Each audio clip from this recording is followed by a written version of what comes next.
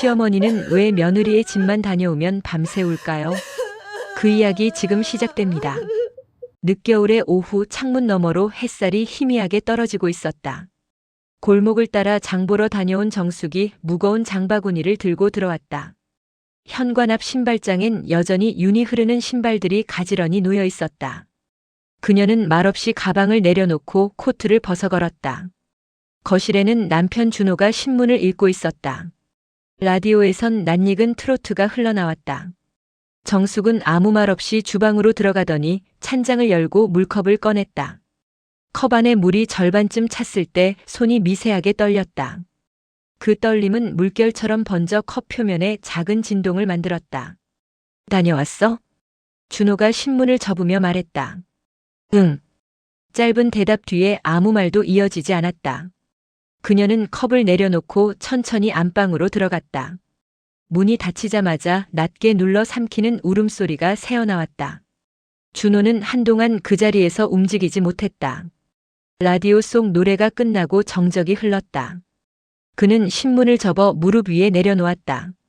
문틈 사이로 희미한 흐느낌이 이어졌다. 그 소리는 멀리서 들려오는 바람 같았고 오래된 집의 벽을 타고 번졌다. 준호는 그 소리를 들으며 묘한 무력감에 휩싸였다.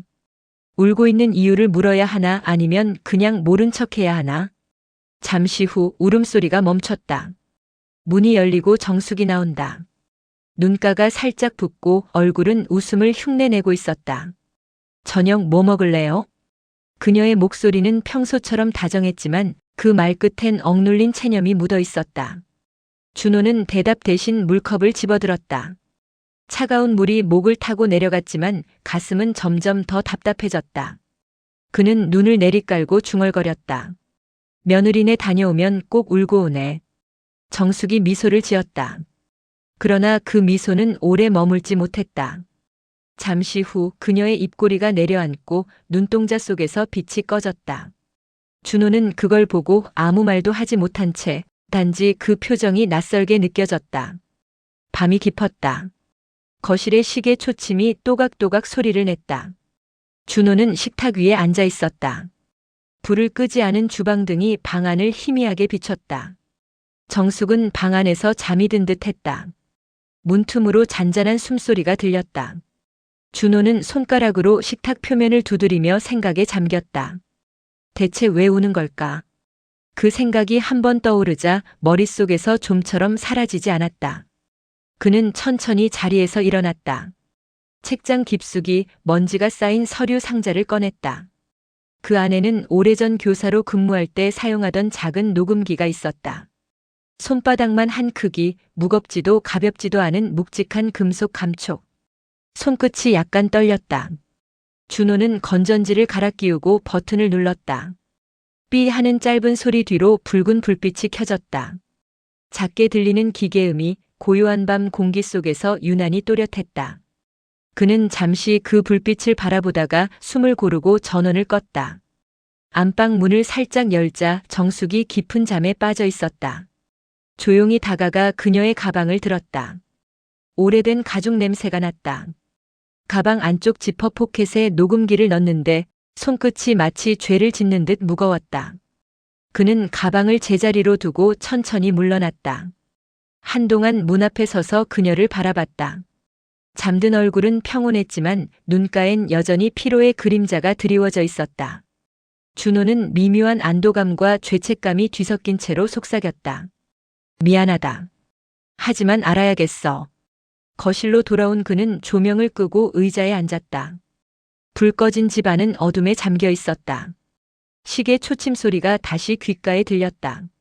그 소리 사이로 멀리서 들려오는 냉장고 모터음이 진동처럼 이어졌다. 준호는 눈을 감았다. 그 어둠 속에서 그는 처음으로 의심이 아니라 결심이라는 단어를 떠올렸다. 이 밤이 지나면 아내의 눈물에 숨겨진 진실이 드러나리라는 걸. 그는 이미 알고 있었다. 새벽 3시.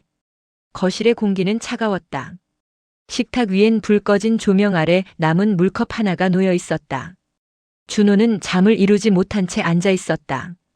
그는 조심스럽게 가방 속 녹음기를 꺼냈다. 은색 표면 위로 희미한 불빛이 반사됐다. 손끝이 약간 떨렸다. 전원을 켜자 삐 하는 소리가 정적을 찢었다. 그 짧은 소리가 이상하리만큼 크게 들렸다. 플레이 버튼을 누르자 먼저 들려온 건 아내의 익숙한 목소리였다. 유나야, 이거 김치 좀 더 가져왔어. 지난번에 맛있다고 해서. 그 다음 순간 냉랭한 다른 음성이 이어졌다. 어머니, 그거 이제 가져오지 마세요. 잠시 정숙의 숨이 멎는 소리가 들렸다. 왜 입맛에 안 맞니? 그런 문제가 아니에요. 제가 회사 사람들 불러서 저녁 준비할 때 이런 냄새 나면 좀 그렇잖아요. 유나의 말투는 평소의 다정함과는 전혀 달랐다. 차갑고 단단했다. 그래도 내가 좋아한다고 해서. 좋아한 적 없어요. 시골 반찬 냄새는 이제 지겨워요. 준호의 손가락이 멈췄다. 그의 눈동자가 서서히 흔들렸다. 그 뒤로 들려온 건 아내의 목소리였다. 조용히 그러나 분명히 울고 있었다. 미안하다 유나야. 그냥 너한테 잘해주고 싶었어. 이런 방식은 오히려 민폐예요. 부탁드릴게요. 체면 좀 지켜주세요. 잠시 침묵이 흘렀다. 그 정적 속에서 들리는 건 정숙이 숨을 삼키며 울음을 참는 소리였다. 그 소리가 너무 생생해서 준호는 이어폰을 벗었다. 방 안의 공기가 무겁게 내려앉았다. 녹음기의 불빛이 깜빡였다 꺼졌다. 그는 손으로 얼굴을 감싸쥐었다. 손바닥 안으로 뜨거운 숨이 스며들었다. 그의 머릿속엔 한 문장만 맴돌았다. 이게 내 며느리의 목소리라고. 눈앞이 희미하게 흔들렸다. 그는 천천히 의자에서 몸을 일으켰다. 부엌 창문 밖 어둠이 아직 짙었다. 그는 그 어둠을 바라보며 낮게 중얼거렸다. 그래, 이젠 알아야겠군. 차가운 바람이 유리창을 흔들었다. 그날은 눈이 오기 직전에 흐린 오후였다. 정숙은 외출복을 챙기며 말했다. 유나가 밥 같이 먹자 해서 잠깐 다녀올게요. 준호는 신문을 들고 무심한 척 고개를 끄덕였다. 그래, 너무 늦지 말고. 하지만 신문 속 글자는 전혀 눈에 들어오지 않았다. 문이 닫히자 그는 천천히 외투를 걸쳤다. 차 키를 손에 쥐었지만 시동은 걸지 않았다. 정숙이 집을 나선 방향으로 천천히 발걸음을 옮겼다. 겨울 공기 속엔 묘하게 싸한 냄새가 섞여 있었다. 단지 앞에 도착했을 때 복도 끝에서 두 사람의 목소리가 들렸다. 문은 닫혀 있었지만 얇은 틈 사이로 대화가 새어나왔다. 어머니, 이제 그만 오세요. 며느리의 목소리였다. 내가 뭘 잘못했니? 정숙의 음성이 떨렸다. 잘못이라기보다 어머니 방식이 좀 구식이에요. 구식? 요즘은 이렇게까지 시어머니가 나서는 거 부담스러워요. 회사 사람들이 보면 뭐라 하겠어요? 그 말에 정숙의 숨소리가 잠시 멎었다. 그래, 알겠어. 준호는 복도 벽에 등을 기댔다. 그의 눈동자가 천천히 흔들렸다. 지금 들리는 목소리가 몇 시간 전 녹음기 속 그 말투와 완벽히 같았다. 그때 문 안쪽에서 유나의 말이 이어졌다. 어머니가 부끄럽다는 게 아니에요. 그냥 우리 사는 방식이 다르니까. 정숙은 고개를 숙인 채 아무 대답도 하지 않았다. 대신 그 침묵이 모든 걸 말해주고 있었다. 준호의 주먹이 조용히 쥐어졌다. 그러나 문을 두드리지 않았다. 대신 복도 끝 창문으로 고개를 돌렸다. 창밖에는 바람에 날리는 낙엽 하나가 천천히 떨어지고 있었다. 그 낙엽이 바닥에 닿는 순간 그의 마음속에서도 무언가가 뚝 하고 끊어졌다. 분노가 아니라 서늘한 결심이었다. 그는 문 앞을 떠나며 속삭였다. 좋아, 한번 끝까지 가보자. 밖으로 나오는 그의 뒷모습에 석양빛이 길게 드리워졌다. 그 그림자는 긴장감처럼 복도를 천천히 삼켰다. 겨울이 깊어졌다. 햇살이 희미하게 번지는 아침, 정숙은 가게 문을 닫고 돌아왔다. 손에는 빵 봉투와 채소 몇 단이 들려 있었다. 이젠 나이도 있고 장사도 그만해야겠어. 그녀가 중얼거리자 준호는 짧게 대답했다. 당신이 하고 싶은 대로 해. 그 말투엔 평소의 무심함 대신 묘한 단단함이 섞여 있었다. 그날 저녁 준호는 조용히 오래된 노트를 꺼냈다. 표지엔 생활기록부라 적혀 있었다. 그는 펜으로 한 줄을 썼다. 사람은 말보다 행동으로 증명된다. 그의 얼굴엔 분노 대신 묵직한 평정이 자리했다. 며칠 뒤 동네에 작은 소문이 돌기 시작했다. 정숙 아주머니 반찬 솜씨가 예술이래. 구청에서 봉사도 하신대. 소문은 금세 번졌다. 준호는 몰래 홍보 포스터를 만들어 시장 게시판에 붙였다. 하단에는 작게 적었다. 유나 며느리의 시어머니 김정숙의 손맛. 정숙은 처음엔 그걸 보고 얼굴이 빨개졌다. 아니, 이런 걸 왜 붙여요? 누가 봐주면 좋잖아. 그동안 고생했는데. 준호는 태연하게 웃었다. 하지만 그 눈빛에는 계산된 차분함이 있었다. 며느리 유나의 회사가 지역 상생 행사를 연다는 소식이 들려왔다. 준호는 가만히 달력을 넘기며 그 날짜를 표시했다. 2월 10일. 구청 앞 광장. 그는 그날을 향해 천천히 준비했다. 밤마다 정숙은 봉사할 반찬을 만들었고 준호는 몰래 사진을 찍어 현수막 시안을 보냈다. 현수막엔 이렇게 적혀 있었다. 김정숙 지역 반찬 봉사 20년. 유나 며느리의 시어머니로서 정직한 손맛을 나눕니다. 그 문구를 본 인쇄소 직원이 물었다. 혹시 행사에 쓰시게요? 준호는 고개를 끄덕였다. 네.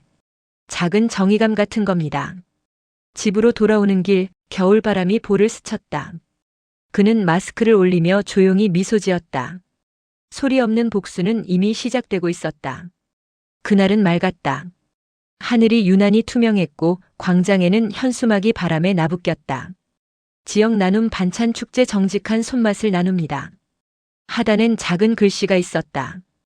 김정숙 유나 며느리의 시어머니. 사람들이 하나둘 모여들었다. 부스마다 음식 냄새가 흩어졌고 시장 아주머니들이 정숙의 반찬을 맛보며 감탄했다. 이 맛 진짜 옛날 손맛이네.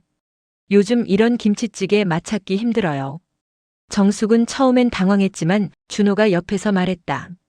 그냥 웃어요. 이건 당신 이름으로 걸린 자리예요. 그녀는 머뭇거리다 조용히 미소를 지었다.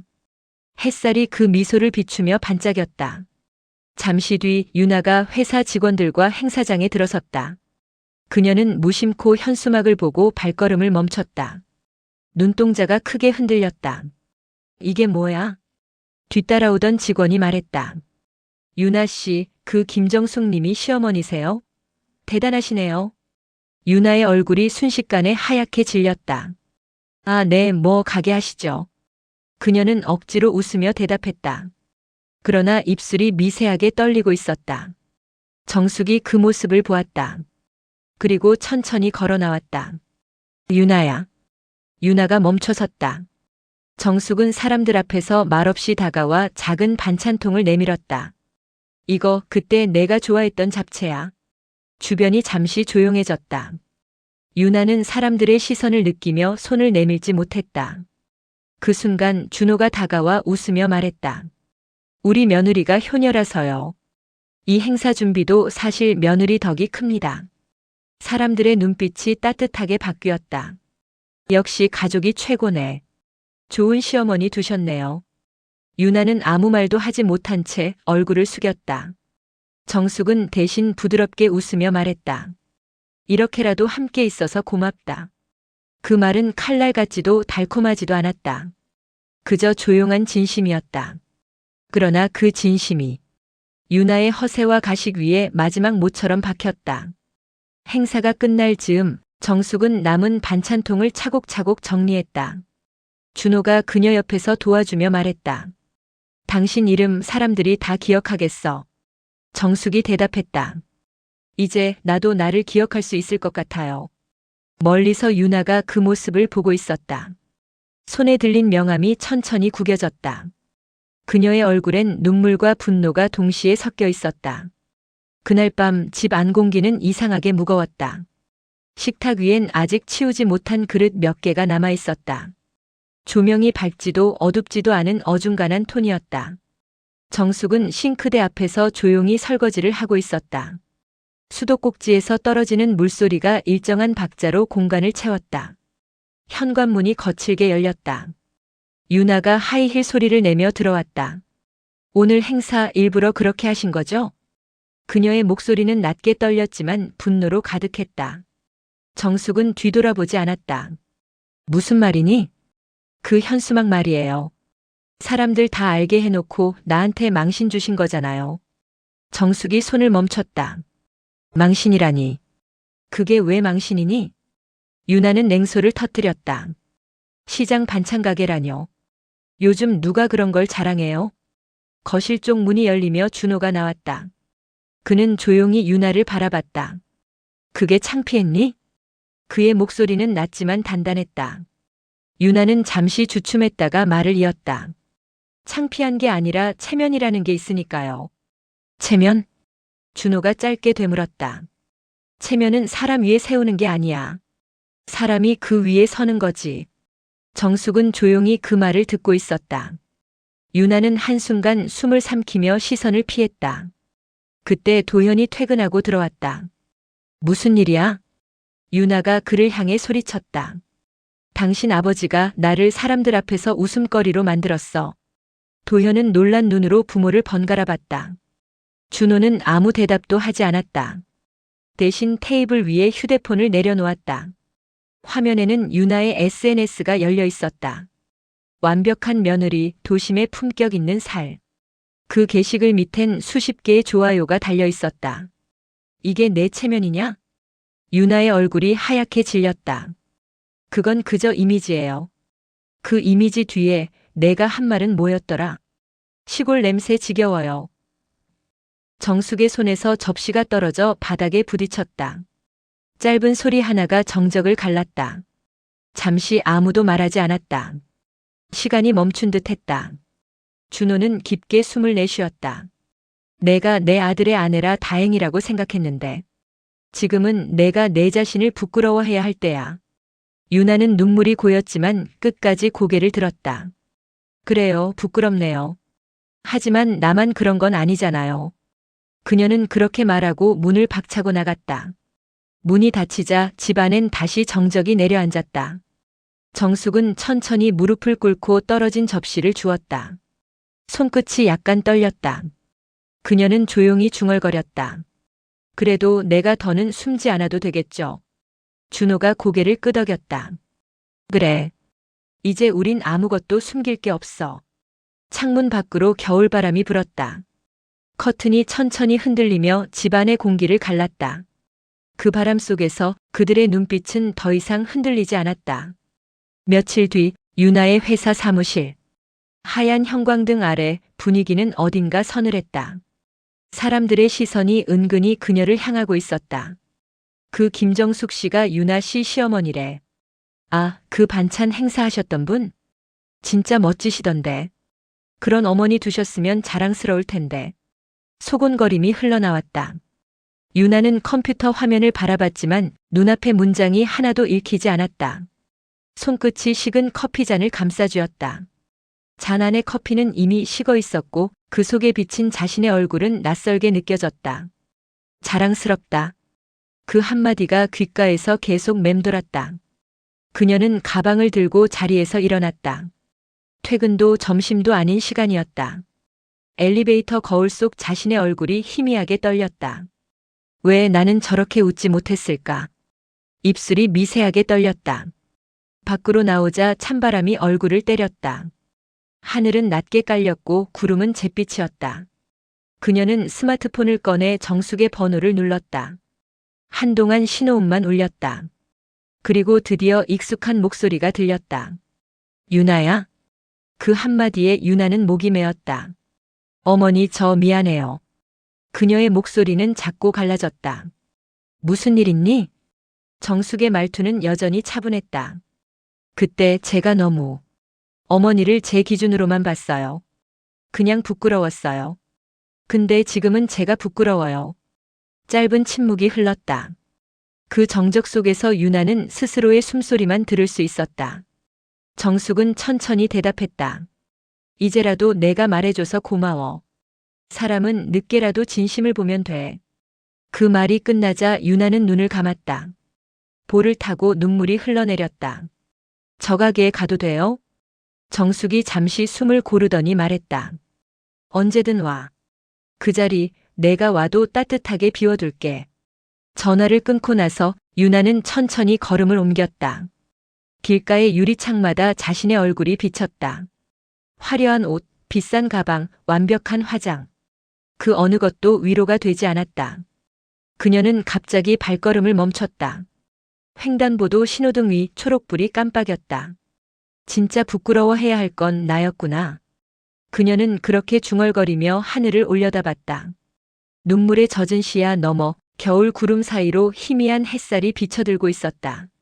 저녁 노을이 부엌 창문을 붉게 물들이고 있었다. 정숙은 앞치마를 매만지며 국을 끓였다. 김이 부드럽게 피어올랐고 된장의 구수한 냄새가 집안에 퍼졌다. 주방 한쪽에서 준호는 그 모습을 조용히 바라보고 있었다. 오늘은 고기 굽지 말아요. 그냥 된장찌개면 돼요. 정숙이 말하자 준호가 웃었다. 그게 제일 맛있잖아. 두 사람의 대화는 짧았지만 오랜만에 공기가 따뜻했다. 그 공기 속엔 침묵이 아니라 평화가 있었다. 현관문이 조심스럽게 열렸다. 유나와 도연이 함께 들어섰다. 유나는 머뭇거리며 말했다. 어머니, 아버지 불쑥 와서 죄송해요. 정숙은 젓가락을 내려놓고 부드럽게 미소 지었다. 어서 와. 마침 밥 다 됐다. 식탁엔 김치, 나물, 생선구이, 그리고 된장찌개가 놓였다. 유나는 한동안 숟가락을 들지 못했다. 정숙이 먼저 국을 떠주며 말했다. 먹어봐라. 오늘 간이 괜찮은지 모르겠다. 유나는 조심스럽게 한 입을 먹었다. 뜨거운 김이 코끝을 스쳤다. 이거 어릴 때 먹던 맛이에요. 그녀의 목소리가 미세하게 떨렸다. 정숙은 잠시 멈췄다가 조용히 웃었다. 그럼 된 거네. 그 말 한마디에 식탁 위 공기가 눈에 보이듯 부드러워졌다. 도연은 숟가락을 내려놓고 잔을 들었다. 오늘 우리 가족 다 같이 먹는 거 정말 오랜만이네요. 준호가 고개를 끄덕였다. 그래. 밥상 앞에서는 다 같은 사람이지. 그는 말없이 국을 한 숟가락 떴다. 그 맛이 평생의 겨울을 덮는 듯 따뜻했다. 유나는 조용히 고개를 숙였다. 어머니, 저 진심으로 감사해요. 그리고 죄송해요. 정숙은 그저 웃었다. 고맙다. 그 말이면 충분해.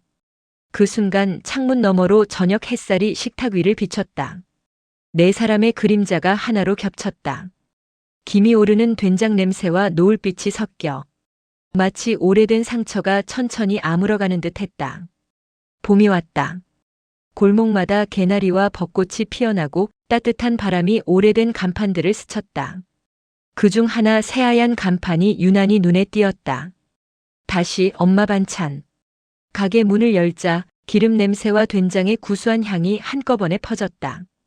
정숙은 앞치마를 고쳐매고 막 지은 밥솥 뚜껑을 열었다. 김이 하얗게 피어오르며 가게 안을 감쌌다. 준호는 문 앞 의자에 앉아 신문을 읽고 있었다. 오늘도 손님 많겠네. 그의 말에 정숙이 웃었다. 많으면 좋지. 하지만 오늘은 그냥 고마운 날이에요. 그녀의 손이 반찬통을 가지런히 채웠다. 문이 열리고 유나가 들어왔다. 에코백을 들고 얼굴엔 편안한 미소가 떠 있었다. 어머니, 오늘은 제가 포장 도와드릴게요. 정숙은 반가운 눈빛으로 고개를 끄덕였다. 그래, 손 조심하고. 둘의 손끝이 자연스럽게 부딪혔다.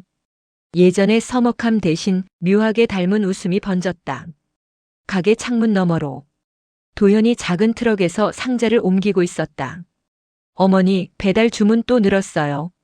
그럼 열심히 해야지. 정숙의 목소리가 힘차게 울렸다. 그 소리에 준호가 미소를 지었다. 이제야 진짜 집 같네. 점심 무렵 손님들이 하나둘 들어섰다. 사장님, 여기 멸치볶음 추가요. 네, 바로 드릴게요. 정숙의 손놀림은 여전히 부드럽고 빠르다. 주방의 불빛 아래 그녀의 이마엔 땀방울이 반짝였다. 창문 밖에서는 아이들이 뛰어다니고 골목 끝 나무에 새들이 내려앉았다. 가게 문 위 간판의 불빛이 낮에도 은은히 빛났다. 준호가 그 불빛을 올려다보며 중얼거렸다. 가장 조용한 복수가 가장 큰 정이었지. 정숙이 그의 옆에 와 앉았다. 복수는 끝났고 이젠 그냥 사는 거예요. 그녀의 말에 준호가 천천히 고개를 끄덕였다. 둘의 시선이 마주쳤다. 그 눈빛엔 미움도 슬픔도 없었다. 오직 평온만이 남아 있었다. 저녁이 가까워지자 골목의 불빛들이 하나씩 켜졌다. 다시 엄마 반찬이라는 간판 불빛이 노을빛에 물들어 반짝였다. 바람이 간판을 흔들었다. 마치 이제 괜찮다고 말하는 듯 했다. 구독, 좋아요, 알림 설정은 저에게 큰 도움이 됩니다. 오늘도 시청해 주셔서 감사합니다.